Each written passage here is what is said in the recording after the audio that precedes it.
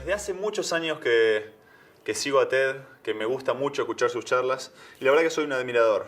Desde el momento que me dijeron la posibilidad de pasar del otro lado de la cámara o del otro lado del escenario, la idea me encantó. El problema fue cuando me dijeron de qué les gustaría que hablase. Me dijeron de ser distinto. Ahí puse freno de mano y me puse a pensar de nuevo porque realmente no estaba seguro de poder y estar capacitado de hablar de eso. Además me dio mucho miedo.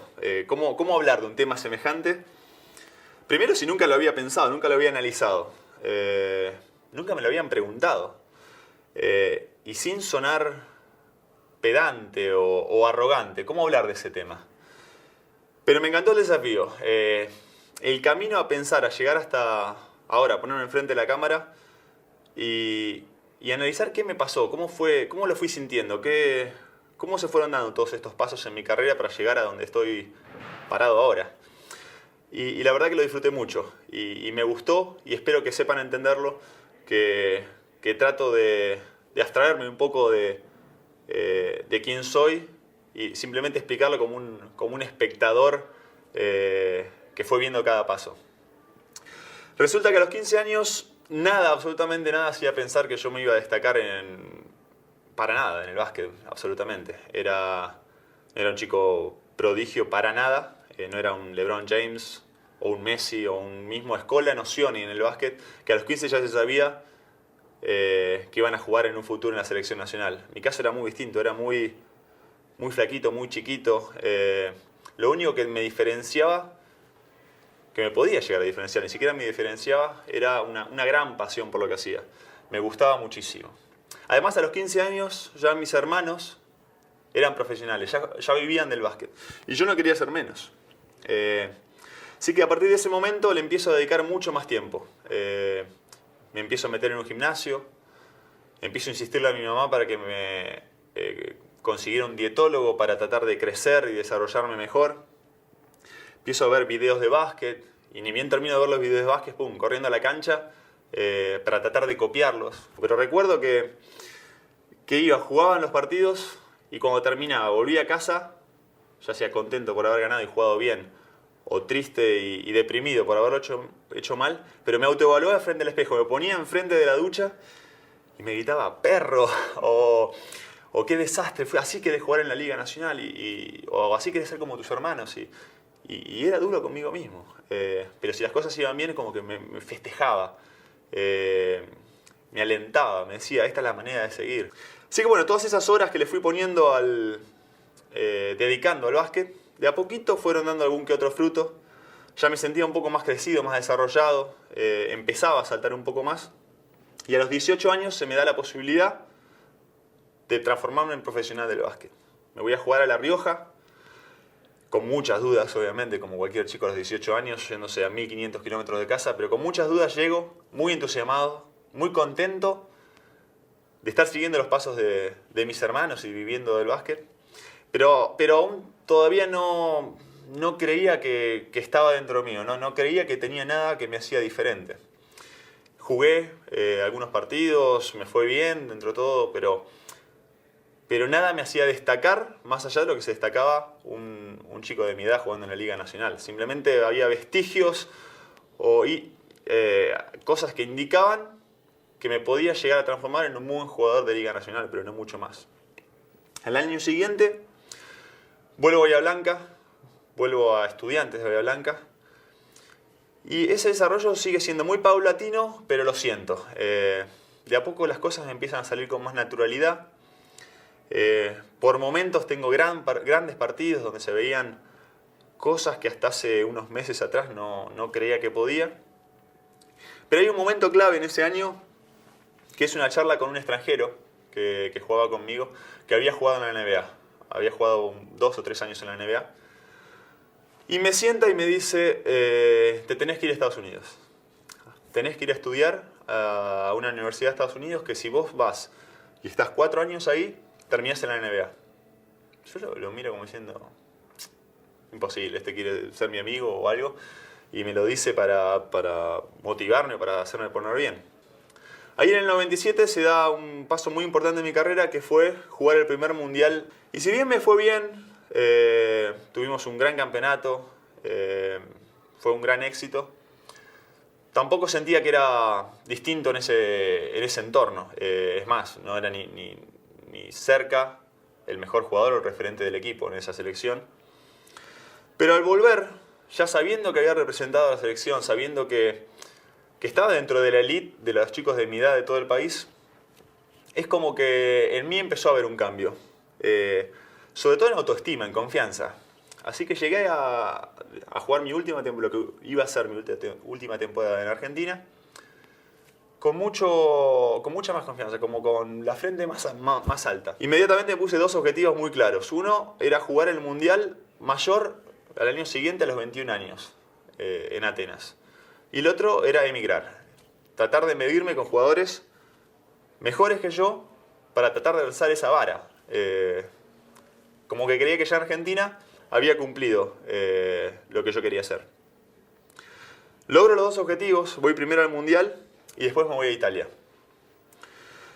En Italia es todo como un progreso de a poco, por pasos. Porque yo llego a la segunda división de Italia, no llego de entrada a lo que sería, no sé, el Milan en el fútbol. Al año siguiente ascendemos, entonces ya paso a jugar en primera división. Siento que me sigo destacando, que me siguen pasando cosas distintas, pero vuelvo a atribuírselo a que era un equipo chico. El típico equipo sorpresa, donde sí yo me destacaba porque era un conjunto de jugadores con un talento un poco más limitado. Pero en el año siguiente viene el supuestamente mejor equipo de Europa y me compra a este equipo compra mi pase a este equipo menor. Y ahí es como que sí, llego al lugar donde yo quería estar. Un equipo con chances de salir campeón, un equipo con grandes jugadores y en el que yo iba de entrada a tener un rol menor.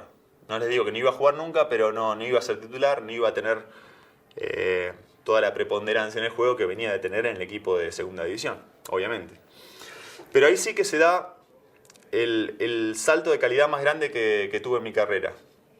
Salimos campeones, recuerdo, de la Copa Italia, que es una copa menor pero local, después de la Liga Italiana y después de Europa. Y en ese momento automáticamente me pasa lo que me había pasado 3 años atrás al decir, ya está, yo acá era lo que vine a buscar. Yo vine a salir campeón, a mejorar, a competir con los mejores, pero los que tengo a mi alrededor ya no son mejores que yo.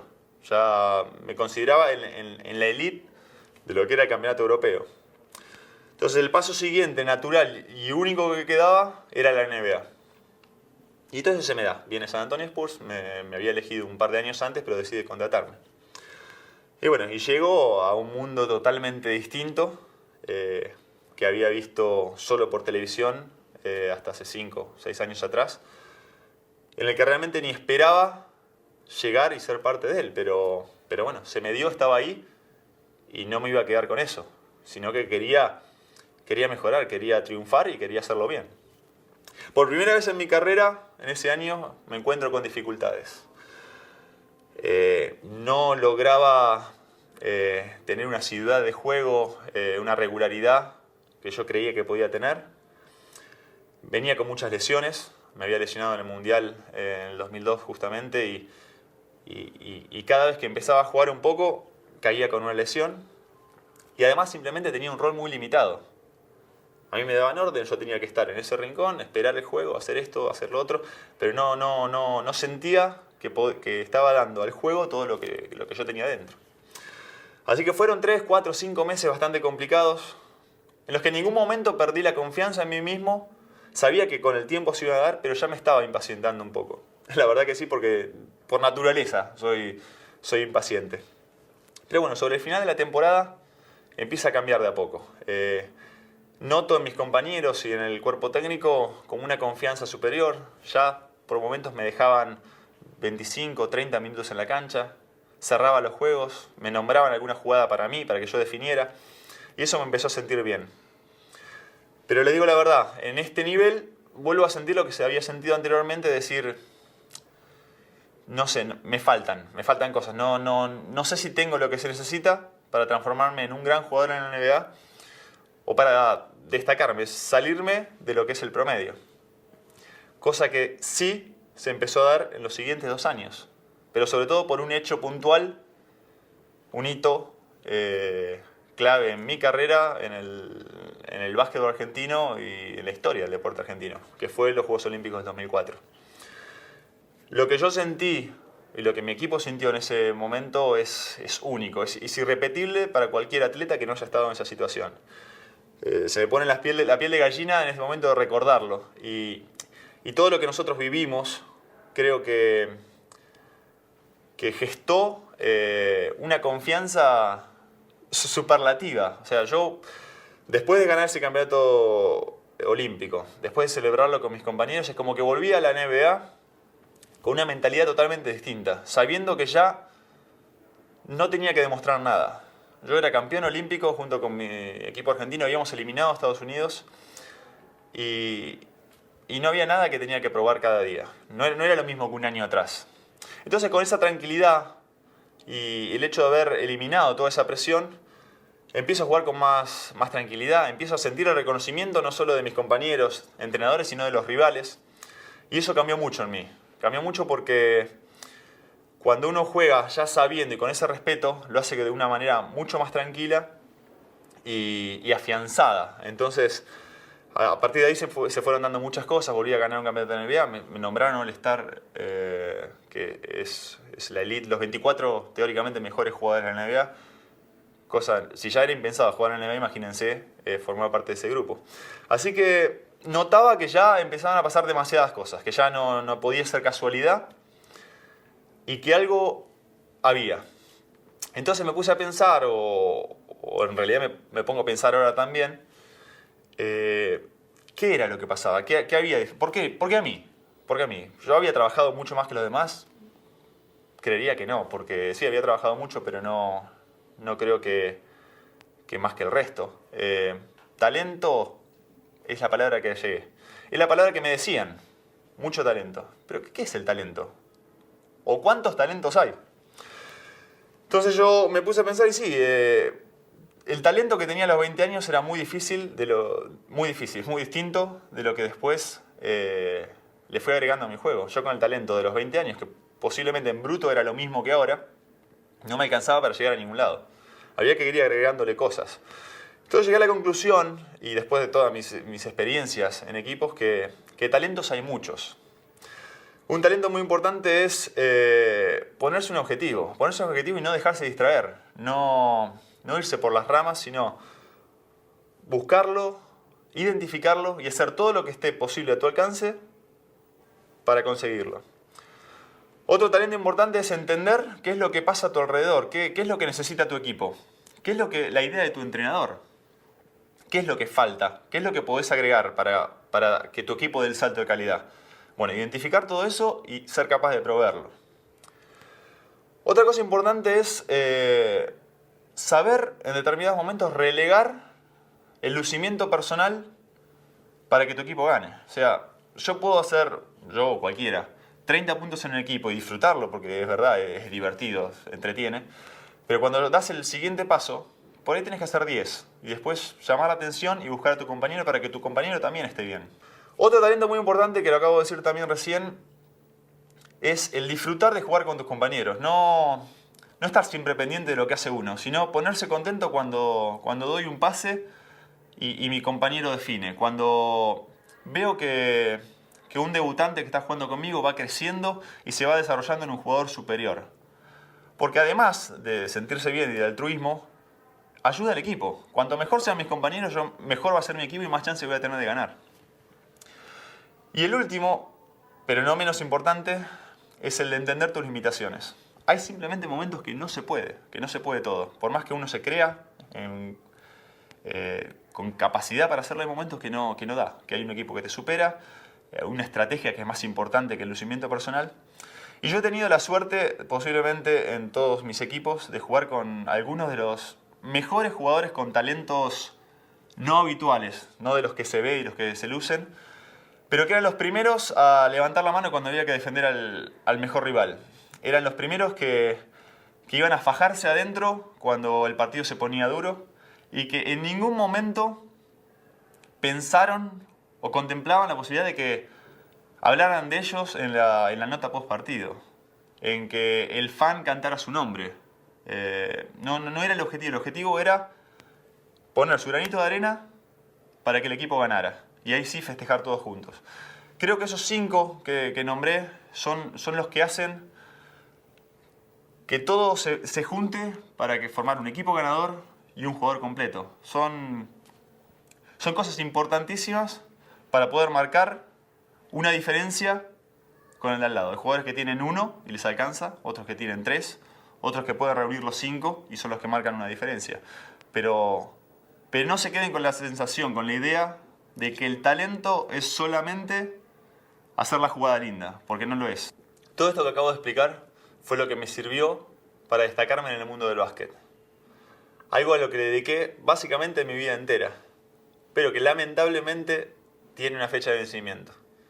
Y una fecha de vencimiento que no es a los 65 o a los 70 años como a un abogado, un contador o un trabajador cualquiera. La fecha de vencimiento mía es máximo a los 40 años, donde una persona normal que haya estudiado básicamente empieza a arrancarla.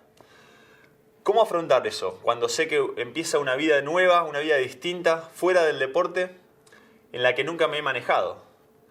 Una vida en la que no va a haber las secreciones de adrenalina o la clase de emociones que yo viví con anterioridad. Pero es normal, no van a estar. ¿Cómo repetir las sensaciones que yo tuve cuando sonó el silbato final en Atenas y me abracé casi llorando con mis amigos y compañeros de la selección festejando una medalla dorada? Imposible.